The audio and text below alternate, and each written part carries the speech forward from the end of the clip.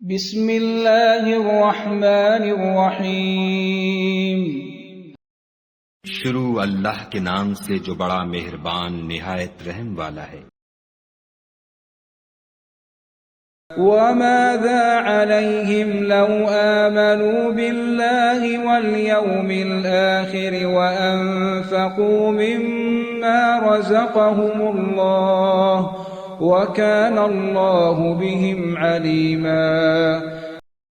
اور اگر یہ لوگ خدا پر اور روز قیامت پر ایمان لاتے اور جو کچھ خدا نے ان کو دیا تھا اس میں سے خرچ کرتے تو ان کا کیا نقصان ہوتا، اور خدا ان کو خوب جانتا ہے۔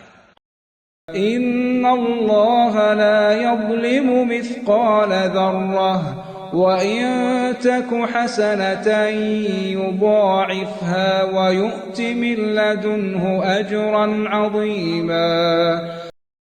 خدا کسی کی ذرا بھی حق تلفی نہیں کرتا، اور اگر نیکی کی ہوگی تو اس کو دو چند کر دے گا اور اپنے ہاں سے اجر عظیم بخشے گا۔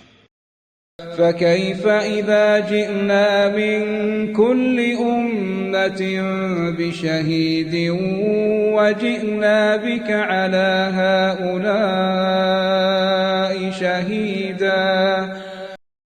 بھلا اس دن کیا حال ہوگا جب ہم ہر امت میں سے احوال بتانے والے کو بلائیں گے اور تم کو ان لوگوں کا حال بتانے کو گواہ طلب کریں گے۔ يَوْمَئِذٍ يَوَدُّ الَّذِينَ كَفَرُوا وَعَصَوُا الرَّسُولَ لَوْ تُسَوَّىٰ بِهِمُ الْأَرْضُ وَلَا يَكْتُمُونَ اللَّهَ حَدِيثًا۔ اس روز کافر اور پیغمبر کے نافرمان آرزو کریں گے کہ کاش ان کو زمین میں مدفون کر کے مٹی برابر کر دی جاتی، اور خدا سے کوئی بات چھپا نہیں سکیں گے۔